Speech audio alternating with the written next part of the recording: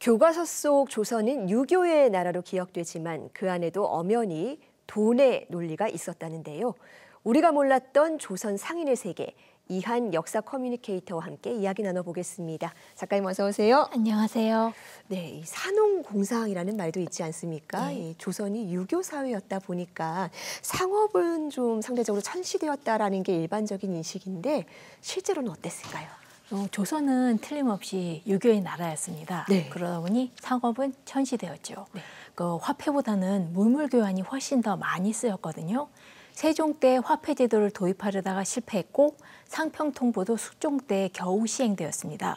조선 사람들은 화폐를 정말 싫어해서 화폐가 세상을 망하게 할 것이다 라는 말을 할 정도였습니다. 그래도 돈과 상업은 발전할 수밖에 없었습니다. 사람들은 언제나 더 좋은 걸 먹고 입고 쓰고 싶어 했거든요. 그러려면 당연히 다른 데의 물품들을 사와야 되고 이럴 땐 물물 교환보다 화폐가 훨씬 쓰기 편하죠.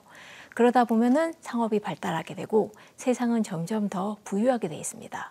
그리고 조선시대 상인들은 틀림없이 자부심을 가지고 있었습니다. 그 사람들이 가진 그 상무사의 기록을 보면은 우리는 세상의 유통을 담당하고 있다라고 굉장히 자부심 넘치는 발언을 했습니다. 사실이죠. 유통 없이는 세상이 성립되기 어려우니까요. 네. 결국 세상의 편견과 달리 상업은 몹시 중요했습니다. 네, 특히 조선 후기로 가면서 점점 더 상업이 발달했다고 하는데 어떤 변화들이 있었을까요? 우선 조선의 대표적인 상인들 하면 역시 보부상입니다. 네. 그 보따리를 가지고 다니는 보상, 지고 다니는 부상. 이 사람들은 조선 곳곳을 다니면서 상업을 했고요. 그 외에도 동래나 의주, 개성 같은 곳에 상인들이 많이 있었습니다. 특히 이제 그 조선 후기로 갈수록 이 상인들이 점점 더 큰 영향력을 가지게 되는데 이 사람들의 활약으로 생활 문화가 바뀌기도 했습니다. 대표적인 게 바로 냉장선이었는데요. 워낙 물고기는 상하기가 쉬워서 포로 만들어서 가지고 팔았습니다. 그런데 후기가 되면은 상인들이 냉동고를 만들어서 그 얼음을 써서 물고기들을 신선하게 보존해서 생선을 가지고 와서 사람들에게 팔기 시작합니다. 이처럼 그 상품의 가치를 더 높이기 위한 상인들의 노력이 사람들의 식상을 마저 바꾸게 되었죠. 네, 유통의 발달이 우리 일상생활까지 완전히 바꿔놓고 있는 건데 뭐 역사적으로도 그랬던 것 같습니다. 이 상업이 발전하면서 객주라는 공간도 생겼는데요.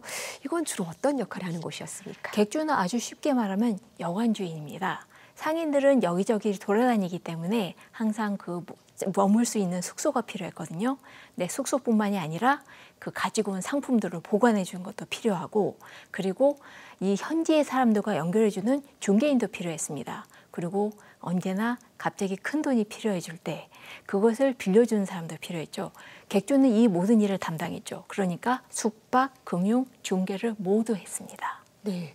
그런데 당시 일부 객주들은 지역 경제를 쥐락펴락할 정도로 굉장히 힘이 셌다던데요. 네. 예, 그 여러 상인들이 발달했지만 특히 객주들이 가장 큰 힘을 가진 곳 중에 하나가 바로 수도인 한양. 그 중에서 특히 한강 유역에 있는 객주들이었는데요. 네. 이 사람들을 특별히 경강상인이라고 했습니다. 이 사람들은 나중에 나라의 관리들조차도 어떻게 할 수 없을 정도로 막강한 힘을 발휘했습니다. 가장 심각했던 것은 1833년에 있었던 쌀 폭동입니다. 당시 한강의 객주들 몇몇이 담합을 해서 그 서울 안으로 오는 모든 쌀을 끊어버립니다. 그렇게 되면 쌀값이 당연히 오를 것이고 네. 그러면 그때 쌀을 팔아서 큰 이익을 볼 속셈이었죠. 그래서 결국 2주 만에 쌀 가격이 3배로 뛰었습니다. 그렇게 되니까 굶주린 사람들이 폭동을 일으켰고 건물들이 불타고 가게가 습격당했습니다. 이것 때문에 그 도성 안의 모든 병력들, 심지어 왕의 친위대들까지 나서서 진압했을 정도입니다. 그래서 결국 폭동에 참여했던 사람들, 그리고 사태의 원흉이었던 객주들 몇몇이 처형당했습니다만 이처럼 자기 이익을 위해서 바위 민족에게서 쌀을 빼앗은 그런 극악무도한 객주도 있었습니다. 예, 객주들의 담합으로 사회적으로 혼란이 이어질 정도였다니 그 위력이 정말 실감이 갑니다. 그중에서도 또 큰 돈 벌고 이름을 남긴 인물도 있었는데 사극 드라마 주인공으로도 널리 알려진 인물이죠. 김만덕 유명하지 않습니까? 그렇습니다.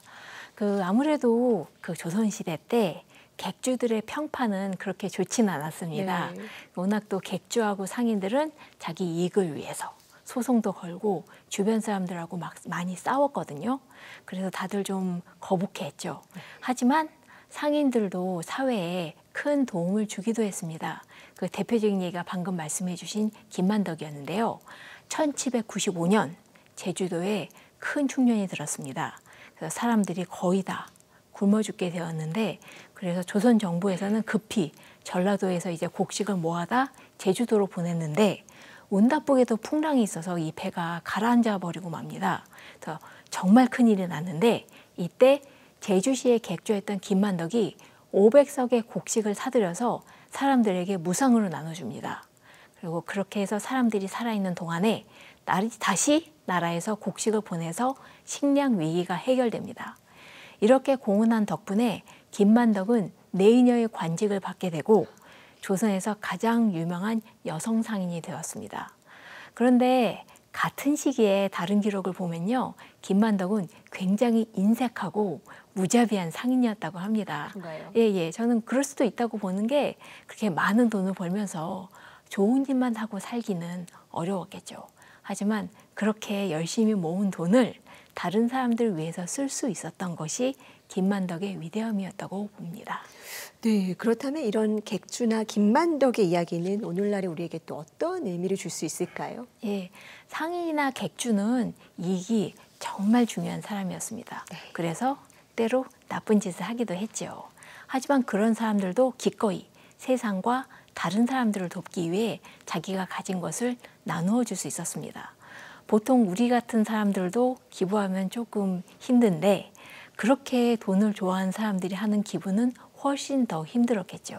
그래도 아까 말했던 김만덕처럼 정말 많은 사람들이 세상을 위해서, 그리고 다른 사람들을 돕기 위해서 자신이 가진 것을 나눠줬습니다. 그런 사람들의 노력 하나하나가 합쳐져서 지금 우리가 사는 세상을 만든 것이겠죠. 사람들은 대체로 이기적이고 남을 등쳐먹기도 합니다만, 그럼에도 다른 사람들을 도울 수 있고, 그래서 더 사회가 좋은 쪽으로 나아갈 수 있다고 생각합니다. 그런 점을 기억할 수 있으면 좋겠네요.